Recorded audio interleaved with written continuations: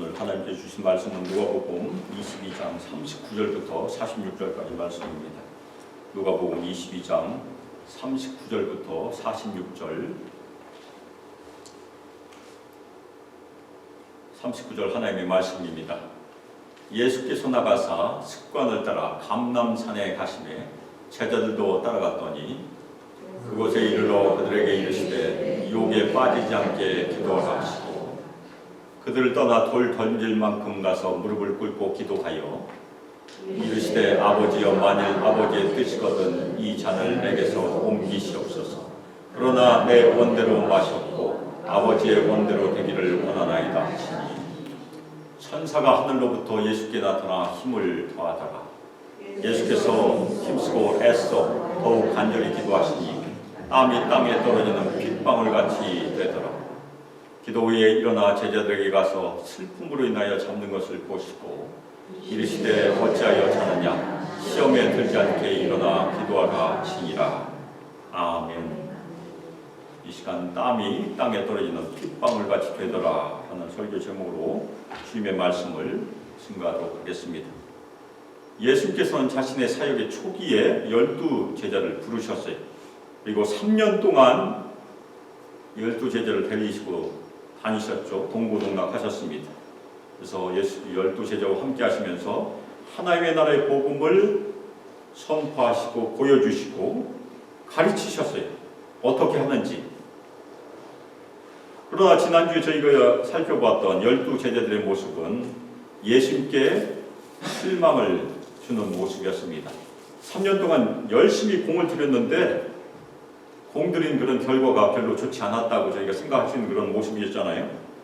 한 제자는 예수님을 팔아넘기고 다른 제자들은 누가 더 큰가 싸우고 이거 3년 동안 열심히 가르쳤는데 예수님의 본뜻을 헤아리지 못하는 어리석은 모습이 제자들의 모습이었습니다. 여기까지만 보면 예수님은 3년 동안 열심히 제자 훈련하셨지만 그 제자 훈련은 실패한 것이 아닌가 그렇게 생각할 수 있어요. 그런데 예수님의 사역은 여기서 끝난 것이 아닙니다.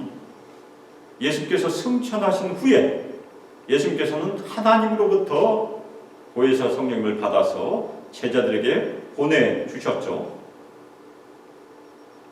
그런데 그 보혜사 성령의 여러 가지 사역 중에 요한복음 14장 26절에 기록된 것처럼 성령께서는 제자들에게 모든 것을 가르쳐 주시고 예수님께서 하신 모든 말씀을 기억나게 하신다. 아주 중요한 말씀입니다. 예수님께서 3년 동안 열심히 공을 들였던 그 수고를 성령께서 기억나게 하시고 제자들 통해서 이루게 하신 일이 사도행전의 역사입니다. 요한복음 14장 26절 보혜사 곧 아버지께서 내 이름으로 보내실 성령 그가 너에게 모든 것을 가르치시고 내가 너에게 말한 모든 것을 생각나게 하리라. 우리에게도 마찬가지예요.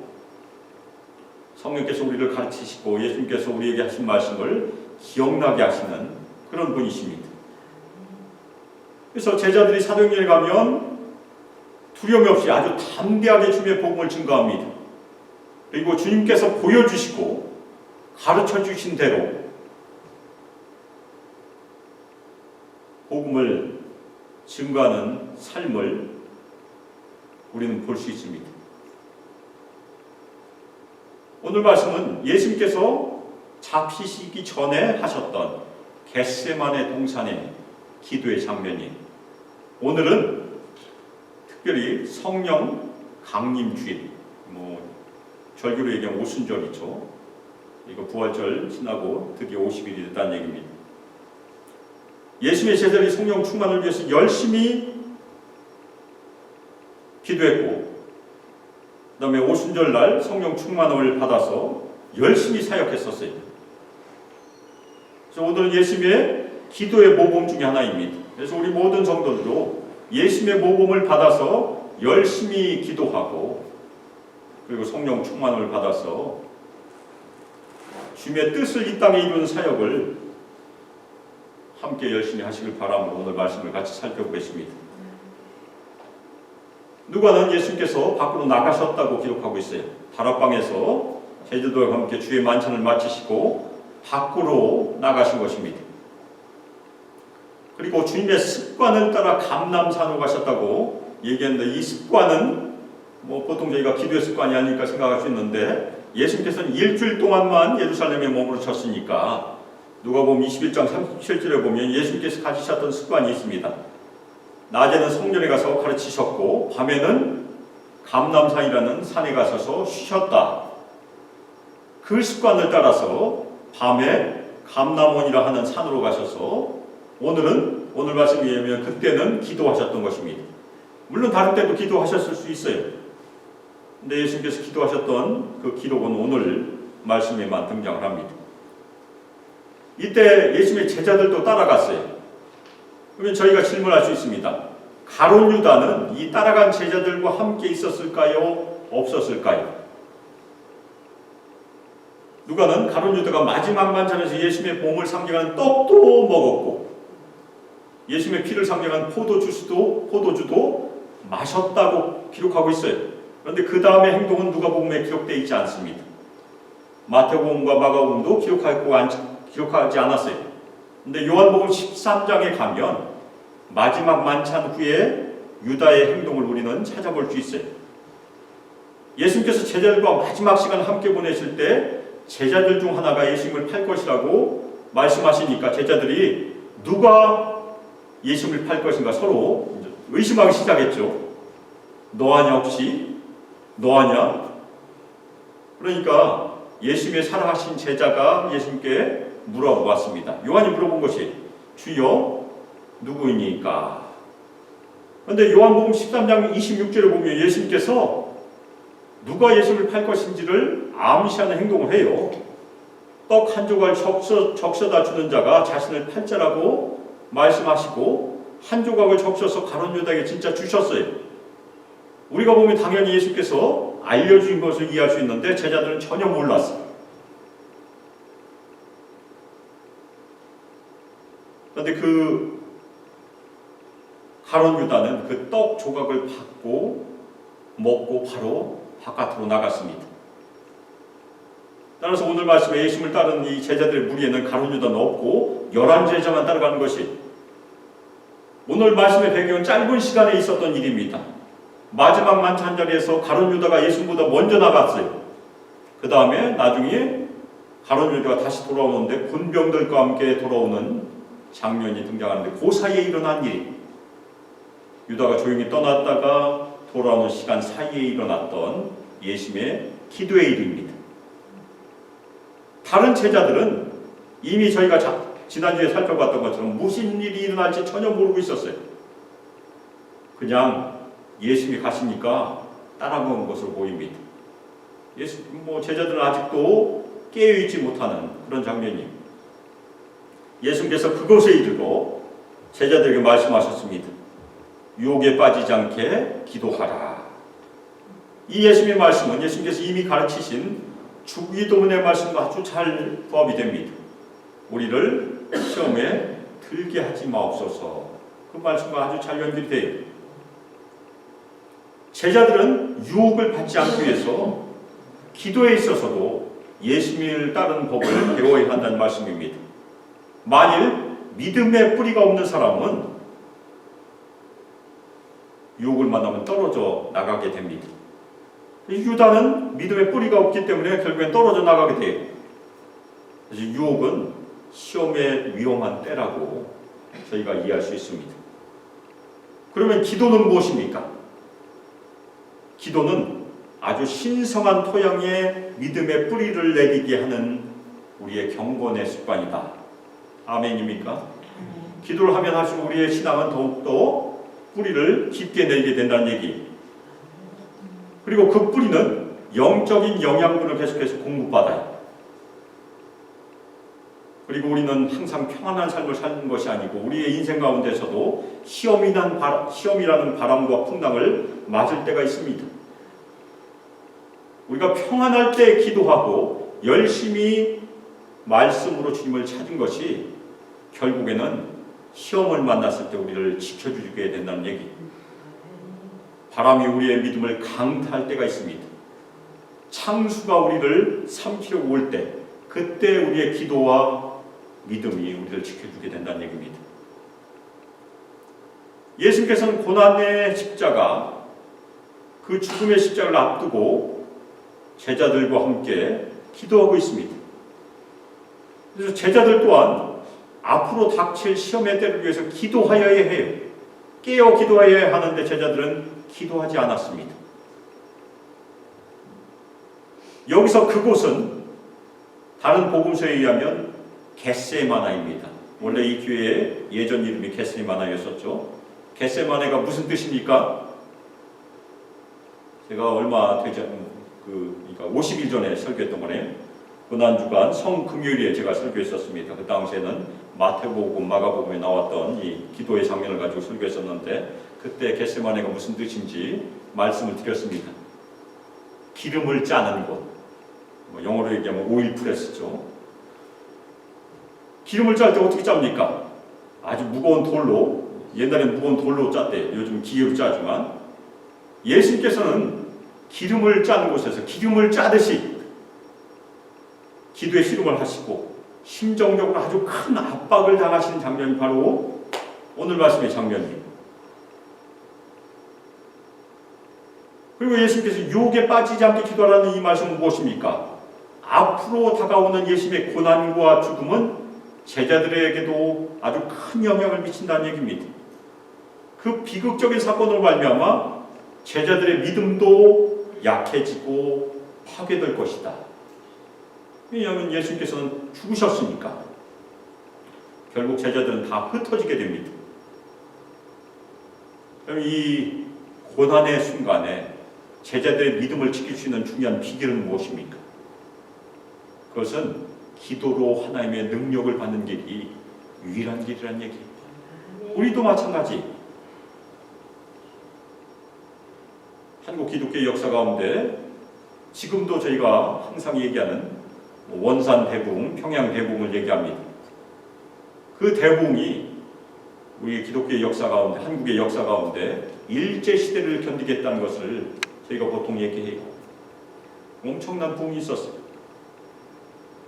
미국에서도 부흥이 있었고 그 당시에 전 세계 부흥이 있었습니다. 그 부흥은 그에 다가올 엄청난 고난의 시기들을 견디게 하는 그런 전조였다고 저희가 이해할 수 있습니다. 그럼 저희가 질문할 수 있어요. 유혹은 어떻게 오게 됩니까? 보통 유혹은 우리가 가지고 있는 약점을 따라서 오게 됩니다. 우리가 돈을 좋아하면 돈을 따라서 유혹이 오게 돼 있어요. 예수님께도 유혹은 예수님께서 가지신 약점을 따라서 왔습니다. 예수님은 하나님의 아들이시지만 육신을 입고 이 땅에 오셨잖아요. 그러니까 우리와 똑같은 육신, 우리가 그것을 인성이라고 부르는데 인간적인 속성을 가지고 계세요. 사탄은 그 인간적인 속성을 따라서 이미 한번 시험했잖아요.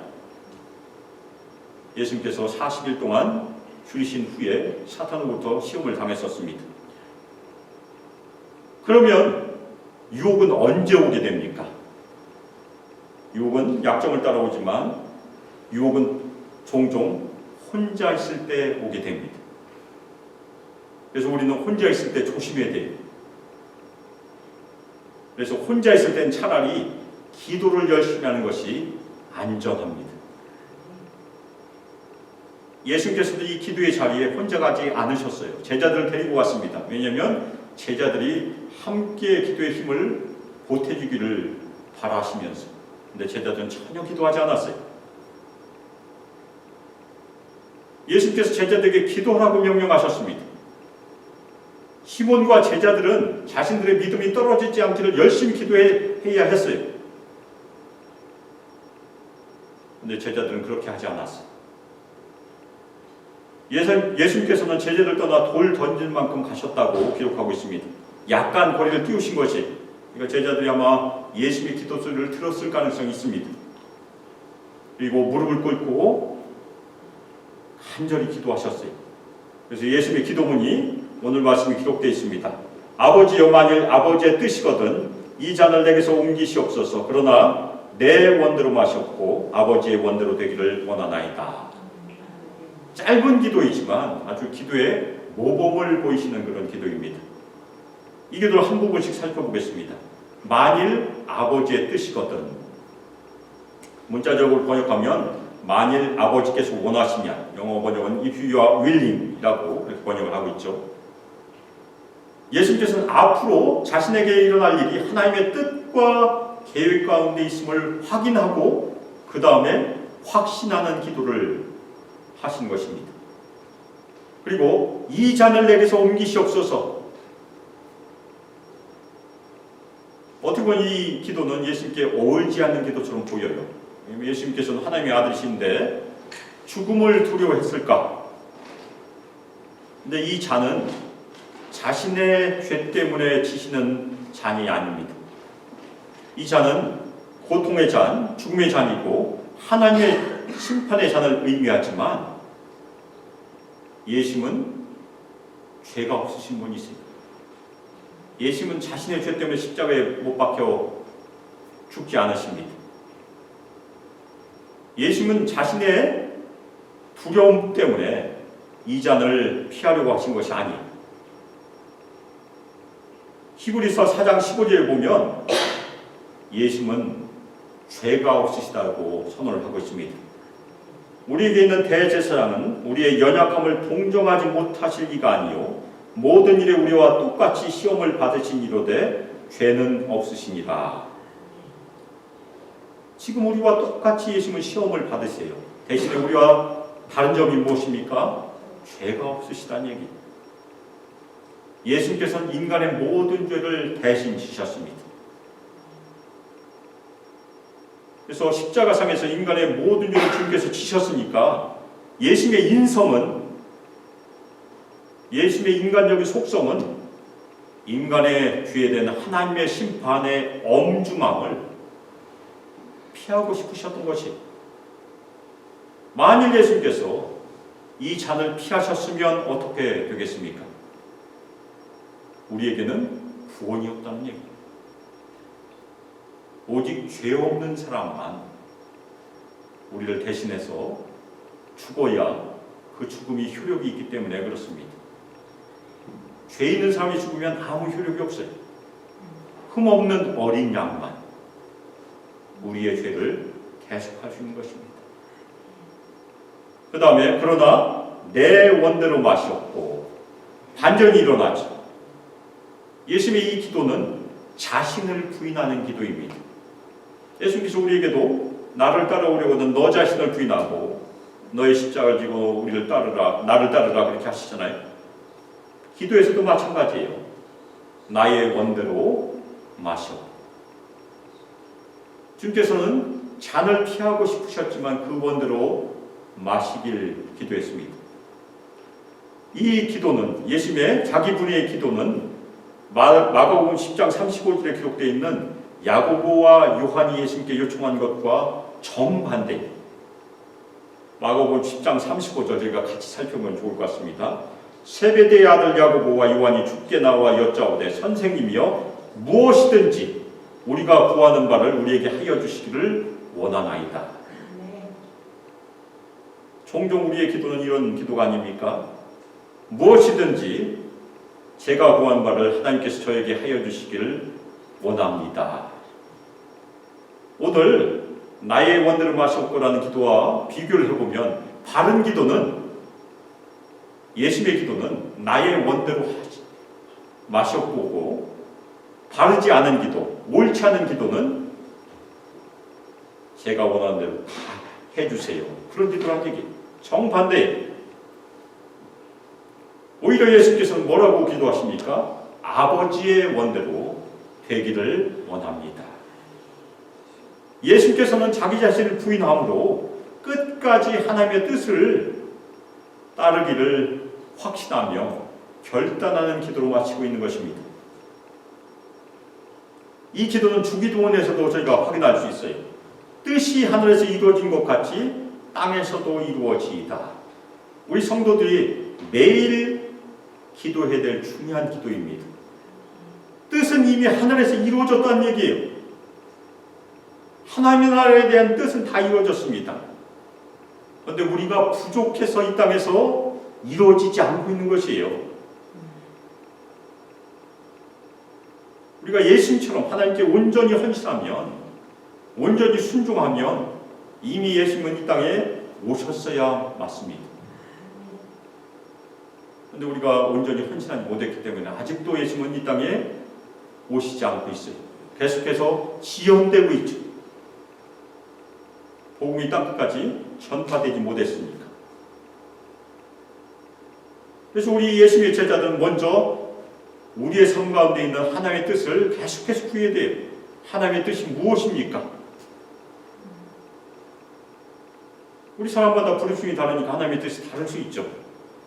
그 다음에 그 뜻이 이 땅에 이루어지도록, 우리 각자의 삶에서 이루어지도록 열심히 기도하고 순종하고 실천하고 삶을 조정하는 것이 우리 제자들의 삶이라는 얘기예요.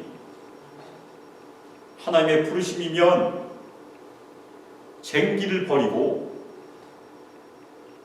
따라가야 되는 것이 주님의 제자들의 삶이라는 얘기입니다.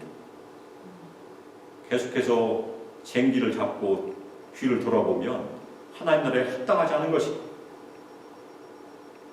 예수님께서는 아주 간절히 기도하셨습니다. 그래서 오늘 말씀에 의하면 천사가 하늘로부터 예수님께 나타나 기도하시는 예수님을 도운다고 이렇게 기록하고 있죠. 예수님의 기도의 싸움은 아주 격렬했다는 얘기. 그냥 형식적으로 기도하신 것이 아니고 아주 온 힘을 다해서 기도하셨다는 얘기예요. 예수님의 인간적인 속성, 인성은 고난과 하나님의 심판을 피하고 싶었지만 예수님께서 가지신 의지는 끝까지 하나님에 따르기를 원하신 것이, 그래서 인간적인 속성과 의지의 충돌, 우리가 많이 경험합니다. 예수님께서 말씀하신 내용이에요. 마가복음 14장 38절을 보면 우리 마음에는 원함이 당연히 있어요. 그런데 육신이 약해서 넘어질 때가 많이 있습니다. 마가복음 14장 38절, 시험에 들지 않게 깨어 기도하라. 마음에는 원이로되 육신이 약하도다. 우리 마음에는 의지가 분명히 있어요. 무엇을 하고 싶어하는 의지가 있는데 육신이 약해서 넘어질 때가 많이 있다는 얘기입니다. 그럼 우리가 육신이 약하면 어떻게 해야 된다는 얘기입니까? 기도해야 된다는 얘기예요. 그 육신의 소욕을 이기기 위해서 우리가 기도해야 된다는 얘기입니다. 그렇지 않으면 우리는 질 수밖에 없다는 얘기를 주님께서 하신 것이에요. 예수님께서는 힘쓰고 애써 더욱 간절히 기도하셨어요. 그래서 힘쓰고라고 번역된 말은 고민함으로, 걱정함으로 그렇게 번역된 말이죠. 그래서 성금요일 겟세마네 동산에서 예수님의 기도를 저희가 예수님께서 어떤 정서적인 고통을 당하셨는지를 같이 살펴보았는데, 누가는 아주 간략하게 쓰고 있어요. 아주 고민함으로 기도하셨다. 그런데 우리가 질문할 수 있습니다. 왜 예수님께서는 고통을 당하셨습니까? 기도할 때도 고통을 당하셨다는 얘기. 베드로전서 2장 24절에 보면 우리의 죄를 담당하시기 때문에, 자신의 죄가 아니고 우리 모든 사람의 죄를 담당하시기 때문에 고통 가운데 기도하셨다는 얘기.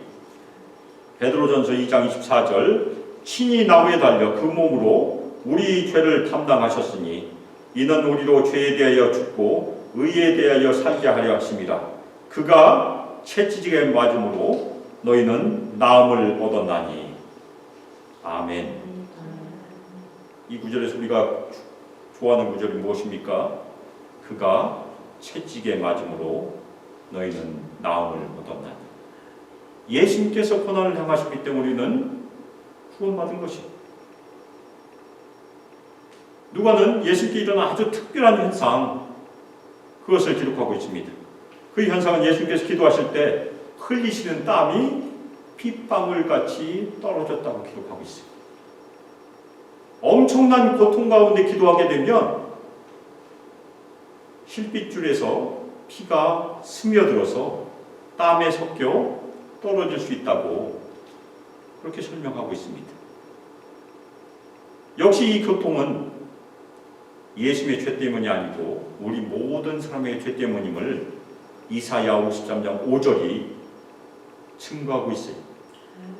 이사야 53장 5절 그가 찔림은 우리의 허물 때문이요 그가 상함은 우리의 죄악 때문이라. 그가 징계를 받음으로 우리는 평화를 누리고 그가 채찍에 맞음으로 우리는 나음을 받았도다. 사도 베드로가 바로 이 구절을 인용했던 것입니다. 예수님께서 고통을 당하셨던 것은 우리의 허물 때문이라는 얘기. 우리의 죄 때문에 예수님께서는 기도의 고통도 엄청난 고통을 지금 겪고 계신 것입니다. 예수님께서는 기도를 다 하신 후에 일어나셨어요. 마태복음과 마가복음에 의하면 예수님께서는 동일한 내용으로 3번 기도하셨습니다. 누가는 한 번만 기록했지만 예수님께서는 3번 기도하셨어요. 그리고 기도 후에 일어나셨다는 말은 이미 예수님께서 충분히 기도하셨다는 얘기. 드디어 예수님은 사탄이 주는 육신을 통해서 오는 유혹을 이기시고 일어나셨다는 얘기입니다. 그리고 예수님은 드디어 자신을 원수들의 손에 넘겨줄 마음의 준비가 다 되셨다는 얘기. 그러나 제자들은 아무 준비가 되지 않았습니다. 왜 준비가 되지 않았습니까? 제자들은 기도하지 않았기 때문이에요.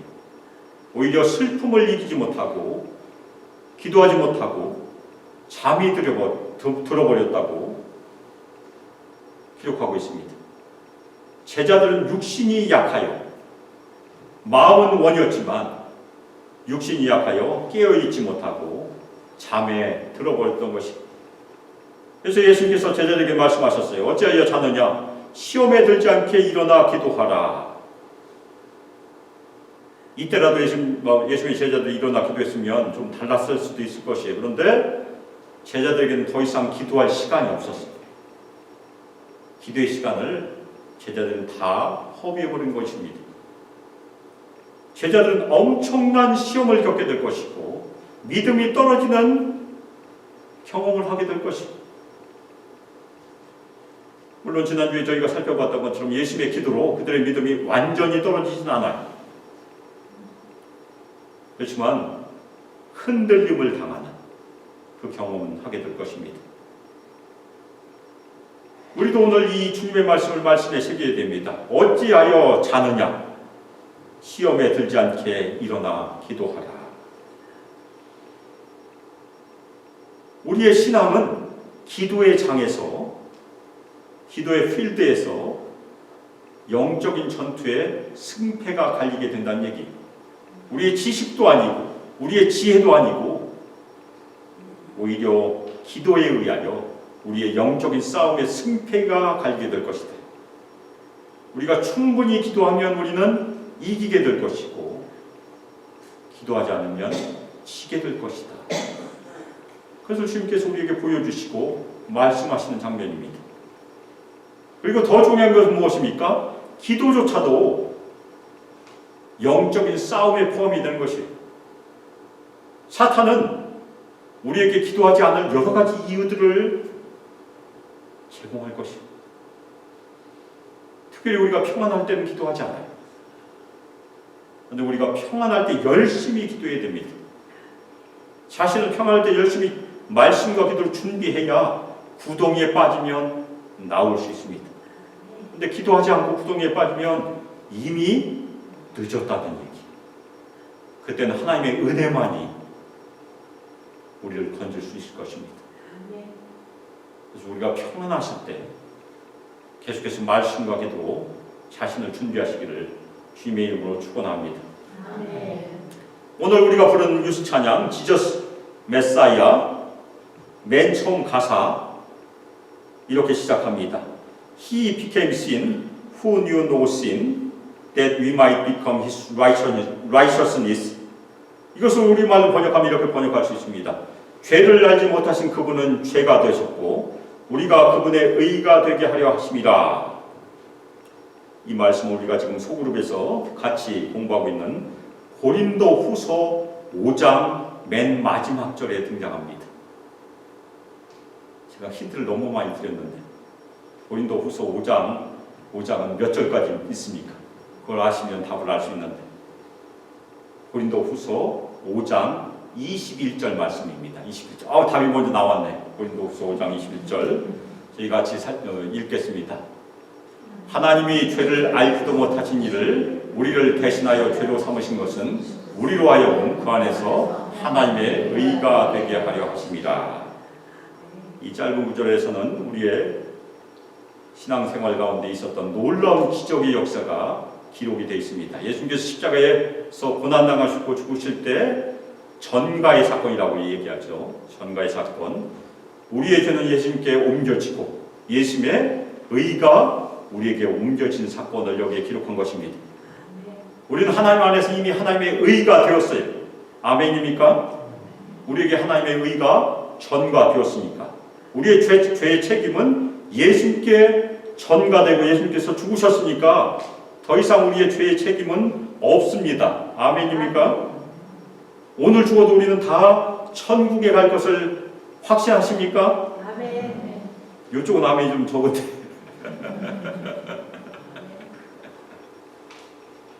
크게 아멘 하셔야 돼요.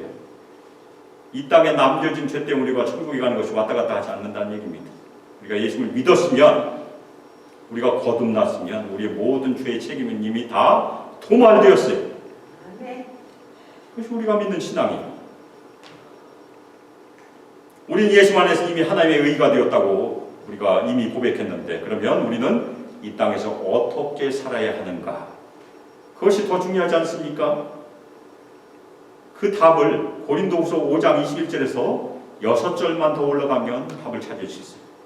고린도후서 5장 15절입니다. 우리가 고린도후서 5장 17절은 잘 암송하잖아요. 그런 적 누구든지 그리스도 안에 있으면 새로운 피조물이라 이전 것은 지나갔으니 보라 새 것이 되었다. 그것이 17절이에요. 그런데 두 절만 더 올라가면 15절입니다. 같이 읽겠습니다. 그가 모든 사람을 대신하여 죽으심은 살아있는 자들로 하여금 다시는 그들 자신을 위하여 살지 않고 오직 그들 대신하여 죽었다가 다시 살아나신 이를 위하여 살게 하려 합니다. 굉장히 중요한 구절입니다. 예수님께서는 우리 각자를 대신하여 죽으심으로 우리 각자를 살리셨어요. 우리 한 사람을 위해서 죽으셨다고도 고백할 수 있는 것입니다. 나를 위해서 죽으신 것이에요. 옆에 사람이 아니고. 얼마나 중요한 일입니까? 그래서 나를 살리신 것이 옆에 사람이 아니고, 옆에 사람 쳐다볼 필요 없어요. 내가 더 중요하지 않았나요? 내가 살아야 되잖아요. 나는 더 이상 죽은 자가 아니고 예수 안에서 살아있는 자다. 놀라운 우리의 신앙의 고백입니다. 우리는 우리 모든 성도는 이것을 다 믿고 고백합니다. 우리가 예수 그리스도를 통하여 이미 살아있는 자가 되었다. 아멘입니까? 그것을 고백한다면 오늘 말씀이 무엇을 우리에게 가르쳐 줍니까? 더 이상 우리 자신을 위하여 살아서는 안 된다. 그럼 누구를 위해 살아야 되는가? 우리 각자를 대신하여 죽었다가 다시 사신 예수 그리스도를 위하여 살아야 된다. 그것이 오늘 말씀입니다. 예수님께서는 우리가 겪을 모든 고통을 다 당하셨습니다. 그리고 간절히 기도하셨어요. 심지어는 땀이 핏방울처럼 떨어지도록 기도하셨어요. 우리가 땀이 핏방울처럼 떨어지도록 기도하신 분 여기 있습니까? 우리가 통곡은 해볼 수 있어요. 저도 통곡해서 기도한 적이 있으니까. 그런데 땀이 핏방울처럼 된 적은 한 번도 없습니다. 예수님께서는 그렇게 고통을 당하셨다는 얘기입니다. 바로 우리 한 사람을 위해, 우리 각자를 위해. 그래서 우리 살아있는 성도들은 이제는 예수 그리스도를 위하여, 이제는 하나님의 나라를 위하여 열심히 기도하시기를 주님의 이름으로 축원합니다. 기도의 우선순위가 바뀌어야 된다는 얘기입니다. 먼저 하나님의 나라와 하나님의 의를 기도를 통해서 구하는 것이 우리의 기도여야 된다는 얘기. 그 다음에는 우리를 위해서 기도할 수 있어요. 오늘 성령 강림 주일을 맞아서 우리 모든 성도들 성령 충만함을 받으시기를 주님의 이름으로 축원합니다. 성령으로 기름 부음을 받으시길 주님의 이름으로 축원합니다. 우리 모든 성도들 성령 충만함을 받고 말씀과 기도로 매일 자신을 정결케 함으로 준비해서 우리에게 맡겨진 사명 예수 그리스도를 위하여 하나님의 나라를 위하여 매일 사는 복된 성도들이 다 되시를 주님의 이름으로 축복하며 기도합니다. 아멘. 이제는 주 예수 그리스도의 은혜와 하나님의 사랑과 성령 하나님의 교통 교제하십니다. 우리 모든 성도에게 큰 권능을 부어주시고 충만히 임하시고 인도하시고 이 땅에서 늘 예수 그리스도를 신실하게 주님께 엎드려 순종하고 우리의 모든 고통과 우리의 죄를 다 지신 예수 그리스도를 위하여 우리의 삶의 모든 것을 다 드리고 끝까지 주님을 따르며 이 땅에서 하나님 나라의 일들을 이루기를 결단하고 수많게 모든 성도들과 청년들과 유수아이들 위해 영원토록 함께하기를 주 예수 그리스도의 이름으로 축복하며 기도합니다. 아멘.